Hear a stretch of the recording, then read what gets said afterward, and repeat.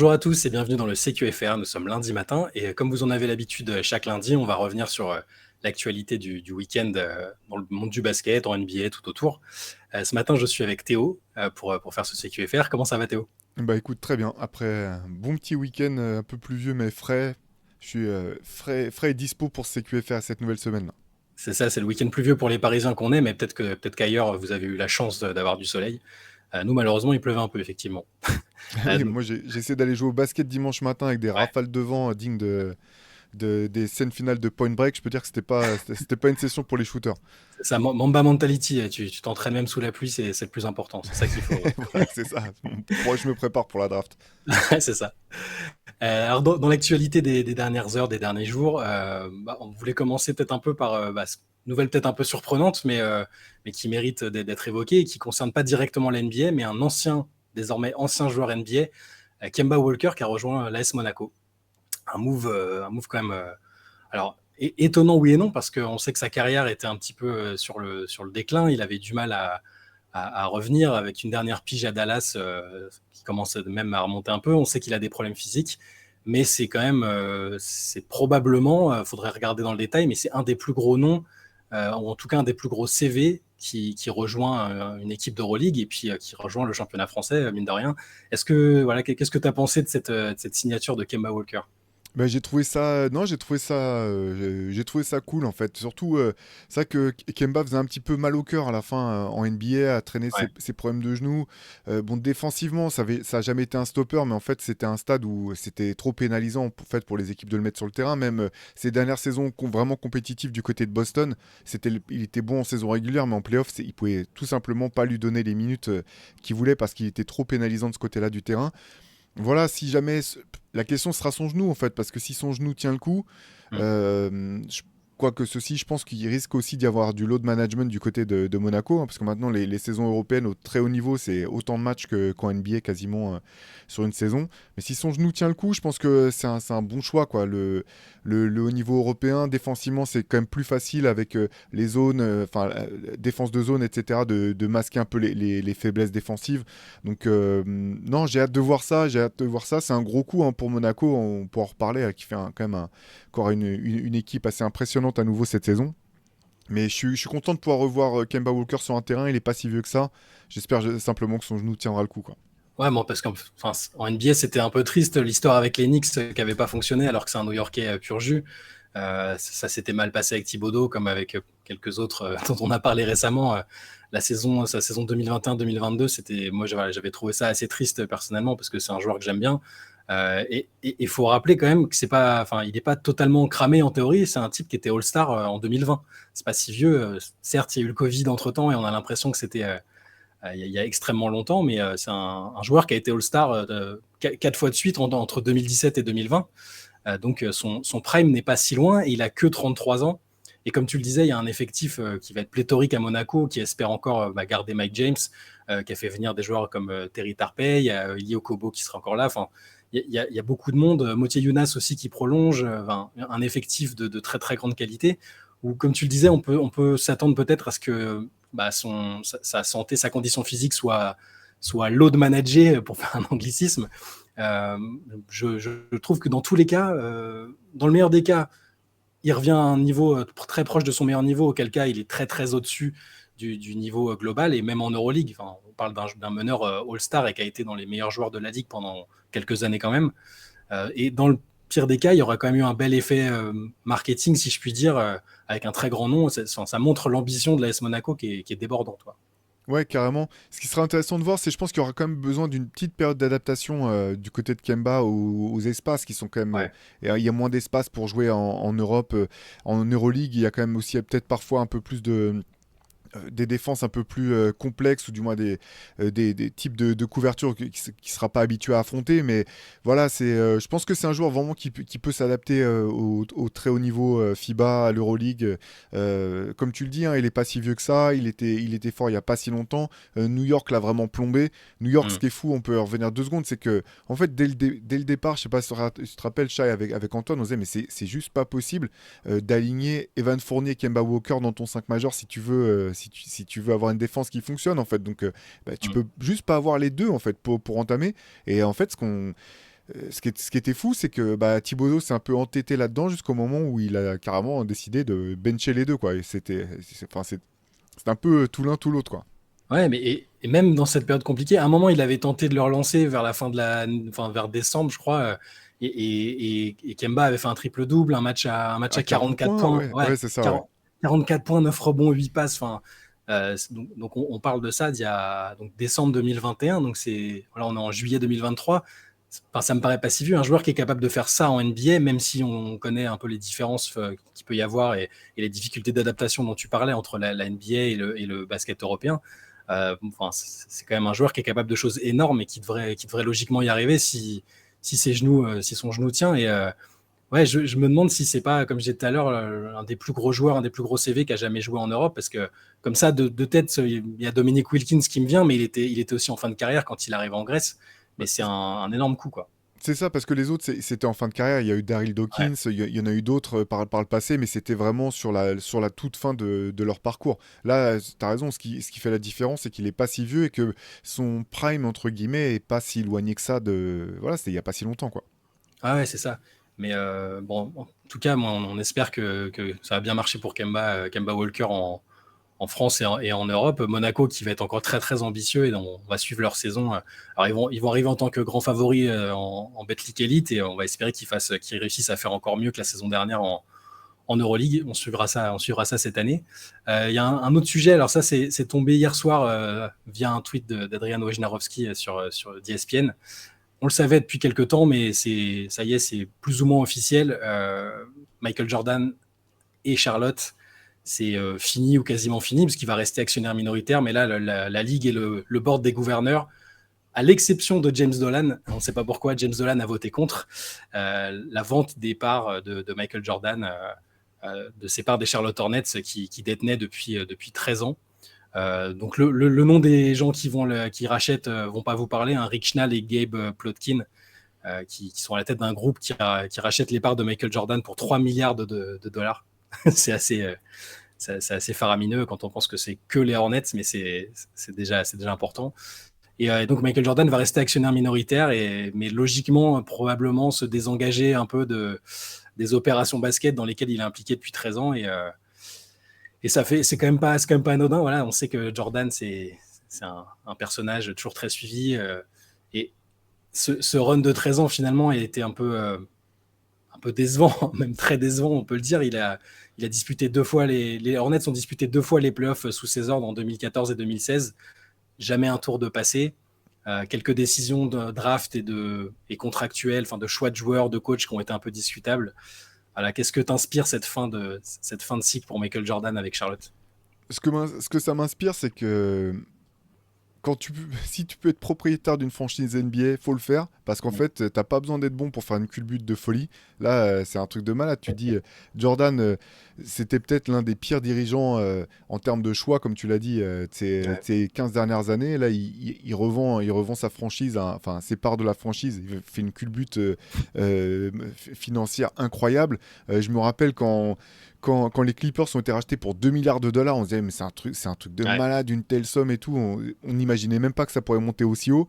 Tu dis, voilà, quoi, 5 ans plus tard, ou je sais plus exactement quand est-ce que les Clippers ont été rachetés, c'est les Charlotte Hornets qui sont revendus pour 3 milliards. C'est c'est vraiment impressionnant. Bon, bah, par contre, voilà, comme tu l'as dit, bah, des choix de draft compliqués, des choix des signatures complexes, hein, et c'est quand même malgré tout une des franchises qui a toujours rechigné à aligner l'argent pour les Mm. bons joueurs au bon moment. Tu parlais de Kemba Walker, s'il est parti à New York, c'est parce que les Hornets lui avaient refusé l'extension contre un max à laquelle il avait droit à l'époque. Alors finalement, avec ses problèmes de genoux, je dis pas que c'est une discussion qui est forcément discutable. Le problème, c'est qu'il est parti sans aucune Ouais. contrepartie, Kemba Walker. Finalement, la seule fois où ils ont vraiment ouvert le porte-monnaie, c'était pour faire venir Gordon Nico- Hayward. Et mais j'allais dire Nicolas Batum aussi, à l'échelle de l'époque, le contrat était important aussi. C'est vrai, avec un contexte vraiment très particulier de hausse du cap, ça fait qu'il y a Ouais. quand même deux franchises qui sont complètement enflammées. Bah, c'était les Hornets et les Blazers notamment, qui a imaginé que les contrats allaient devenir exponentiels et Mm. donc qui avaient donné beaucoup d'argent à Nicolas Batum d'un côté et puis du côté des Blazers, je retrouve plus les noms des deux joueurs qui avaient été prolongés pour des sommes assez faramineuses. Mais oui, c'est quand même un constat d'échec quoi, que ça soit quand il était GM aux Wizards ou plus tard propriétaire des Hornets. Voilà, les équipes n'ont jamais été efficaces. Le management compliqué, c'est un constat d'échec tout simplement, je pense. C'est dur quand t'es une légende, enfin, surtout c'est une légende parmi les légendes. La reconversion est toujours un peu compliquée, que ce soit en tant que head coach, en tant que dirigeant. Enfin, ça se compte sur les doigts d'une main, quoi. Et en tant que propriétaire, ça a été extrêmement compliqué pour lui, en tant que dirigeant aussi. J'ai l'impression que quand tu as été aussi fort, c'est Kobe qui disait ça, mais il le disait juste pour le coaching. Alors, Jordan n'a pas été coach, hein. Je pense que ça aurait été encore très compliqué aussi pour lui. Il y a un degré d'exigence. Tu as tellement été dans l'excellence, et lui, il a été dans l'excellence en tant que dirigeant, que tu as du mal à gérer le fait que les autres puissent pas atteindre le même niveau d'exigence, d'excellence. Et là, Charlotte, c'est compliqué de comprendre ce qui s'est pas bien passé, parce qu'on dit souvent que les Hornets, il y a des soucis au niveau des infrastructures, du management qui est un peu archaïque. Enfin, Jordan qui est une sorte de figure de proue, mais qui arrive, qui prend les décisions un peu à la volée comme ça, en utilisant son expertise. Enfin, c'est les légendes qui réussissent leur reconversion en NBA, et même dans le sport global, hein, je ne parle pas que de la NBA, c'est quand même très très compliqué. Ouais, c'est un peu. Non, c'est intéressant ce que tu soulèves là sur le fait que les très grands joueurs derrière ont du mal à se reconvertir parfois dans ce genre de situation. C'est vraiment très vrai en tout cas pour ce qui est des entraîneurs. Mm. Parce qu'à part Bill Russell dans un contexte un peu particulier, parce qu'il était encore entraîneur-joueur, quand il était simplement entraîneur à Seattle, ça a été plus compliqué par la suite. Mais sinon, à part Larry Bird, Larry Bird, ouais. qui a vraiment qui a atteint les finales NBA avec Indiana et coaché 3 ans en étant très très bon, c'est rare en fait de trouver des anciens très grands joueurs, et quand on parle de grands joueurs, c'est vraiment des très très grands joueurs, des Hall of Famers indiscutables, derrière qui ont été bons entraîneurs. Je pense que c'est un autre type de talent. Pour Jordan, ce qui est compliqué, c'est que c'est dans l'identification des gros potentiels et des talents, quoi. Vraiment qu'il n'a Ouais. pas été très bon. Pour le coup, Isaiah Thomas, par exemple, qui a été un GM parfois catastrophique en termes de management des contrats. Mm. C'est un mec qui a un vrai œil pour le talent. Je veux dire, il a drafté Tracy McGrady, Marcus Camby, les joueurs qu'il a fait venir jouer aux Knicks, c'était tout le temps des joueurs talentueux. C'est des joueurs qui pouvaient pas jouer ensemble, qui ont plombé la masse salariale des Knicks. Mais par contre, il avait un vrai œil pour le talent. Jordan, la question se pose. Vraiment. Ouais, c'est vrai que si on remonte à l'époque des Wizards, on pense forcément à Kwame Brown et à des joueurs comme ça. Et on va voir son dernier coup d'œil. On va voir s'il sera payant pour les Hornets, parce que finalement, on sait que c'est aussi lui qui a été décisionnaire sur le cas Brandon Miller en deuxième. Enfin, il l'a dit, il a assisté à tous les workouts, et c'est lui qui a choisi Brandon Miller. Donc on va voir s'il va laisser au moins cet héritage-là positif, même si, je le rappelle, il reste actionnaire majoritaire, et on peut imaginer qu'il sera encore un Minoritaire. peu minoritaire, pardon, qui sera encore devant, utilisé de temps en temps d'un point de vue médiatique et marketing. Et je pense qu'il va venir au match. Ça va se limiter à ça, mais bon, en tout cas, on verra si cet héritage sera positif, ce dernier héritage de Jordan. Ouais, et puis ça va être intéressant pour les Hornets de voir ce qui va se passer derrière, parce qu'on sait que quand des nouvelles équipes dirigeantes arrivent, elles aiment bien Mm. mettre des gens à elles en place. Donc pour Mitch Kupchak, il faudra voir ce que ça veut dire pour la suite. Ouais. Même Pour Steve Clifford, ouais. Mm. Ouais, exactement, pour le staff technique. Bon, tout ça, ça va être à suivre assez rapidement, je pense, parce que souvent, on l'a vu avec Ishbia aux Suns. Ah, il Les n'a pas le nouveaux temps. Il a pas propriétaires, le et temps. ouais, voilà, ils perdent pas de temps pour mettre leur marque sur une franchise, donc il risque d'y avoir du mouvement à Charlotte, ouais. Ouais, en sachant que c'est un marché moins attractif que l'est Phoenix, mais bon, ça reste une terre de basket à la Caroline du Nord. Donc, puis bon, nous, on a envie que toutes les franchises soient compétitives et fonctionnent bien. Donc, on verra effectivement ce qui se passera avec cette nouvelle équipe dirigeante. Ouais, je voulais qu'on discute aussi un peu d'une nouvelle qui est aussi tombée dimanche soir. Nikola Jokic ne fera pas la Coupe du Monde avec la Serbie. On attendait la décision. Voilà, forcément, on suit un peu tous les gros noms qui doivent participer à cette Coupe du Monde, et il s'avère que Jokic a choisi assez logiquement le repos. Alors, même motif que Victor Wembanyama, mais presque encore plus compréhensible vu la saison titanesque qu'il a faite avec ce premier titre de champion NBA, ce premier trophée de MVP des finales aussi. J'ai envie de dire bonne nouvelle pour les adversaires de la Serbie et un peu moins bonne nouvelle pour les amateurs de spectacle et pour la compétitivité du tournoi. Ouais, bah, comme tu le disais, c'est pas une grande surprise, hein. On s'y attendait quand même. Ça aurait été même Ouais, surprenant qu'ils décident de participer à cette Coupe du Monde avant de réenchaîner sur la saison suivante. Et puis derrière, j'imagine, d'essayer de se qualifier pour les Jeux Olympiques. Euh, Après, voilà, on connaît le réservoir de talent dont dispose la Serbie. On sait aussi que les dernières fois, finalement, ça s'est pas si bien toujours goupillé quand les stars étaient là. Notamment, le dernier passage de Jokic en sélection a été un peu complexe. Alors, je ne dis pas ouais. que qu'il était responsable des enfin, de la contre-performance entre guillemets de Mm. la Serbie, mais c'était pas forcément brillant. Donc non, bah, on va suivre ça avec intérêt. Et puis tu mentionnais, enfin, c'est toi je disais ta news ce matin sur Basket Session. Il y a d'autres joueurs aussi serbes qui risquent on ne Ouais, sait pas encore à coup sûr s'ils seront présents non plus, quoi. c'est ça. Nicolas Kalinic, l'ailier du Barça, et puis Vasilije Micic qu'on va découvrir au Thunder cette saison, qui a un crack en Europe. Les deux ils sont susceptibles de décliner la sélection. C'est ce qui se disait.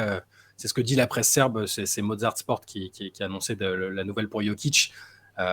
Malgré les tentatives visiblement du sélectionneur Pezic et d'autres cadres comme Bogdanovic, ils ont essayé de convaincre Jokic de venir, mais visiblement c'est compliqué. Donc Kalinic et Micic aussi qui seront pas là. Mais comme tu le dis, il y a toujours un vivier. Tu peux pas aborder un match contre la Serbie en détente et en te disant ça devrait bien se passer. Là, sont dans le groupe B avec la Chine, Porto Rico et le Soudan. Bon, même si ça fait presque 10 ans que la Serbie n'a pas été médaillée en Coupe du Monde, peut pas, voilà, ça reste une équipe incroyable avec laquelle tu peux pas aborder ces matchs-là en toute sérénité. Et je miserai pas contre la Serbie pour une médaille à la fin. Ouais, c'est clair. Bah, on attendra de voir maintenant les rosters officiels. Comme Ouais. on avait parlé du Canada il y a quelques épisodes là Mm. où effectivement il y avait sur le papier il y avait beaucoup de potentiel, beaucoup de talent, mais on ne connaît pas encore non plus la sélection finale. Donc à voir ce que ça donnera, quoi. Pareil pour on ne sait pas encore la Slovénie. Oui, Doncic Luka a toujours essayé d'être au rendez-vous avec la sélection. C'est quand même quelque chose de très important pour lui. Donc on imagine à l'heure qu'il est qu'il sera là, mais ça reste à surveiller. Et pareil pour Giannis Antetokounmpo. Moi, je miserais à mon avis sur un forfait vu qu'il s'est fait opérer du genou, que c'est une saison importante pour les Bucks euh, pour montrer qu'ils sont pas en fin de cycle. Ça va être les deux superstars qu'on va surveiller, mais au plus on se rapproche de la compétition et même avec le forfait l'absence de Victor Wembanyama, je continue de me dire que l'équipe de France a vraiment une belle fenêtre de tir entre les absences ici et là et le fait que l'équipe reste quand même très très solide. Donc moi je reste très très optimiste pour la France. ouais, ouais. Bah, on a hâte de voir ça maintenant. Ouais. Voilà Théo, bah, on se laisse là-dessus sur ce CQFR du lundi. Comme d'habitude, vous pouvez nous retrouver tous les matins pour le CQFR. Dans l'après-midi, vous aurez aussi un podcast, le podcast plus long hebdomadaire. Et puis demain soir, late session comme d'habitude. D'ici là, passez une très bonne journée et puis on se dit à demain. Ouais, salut à tous!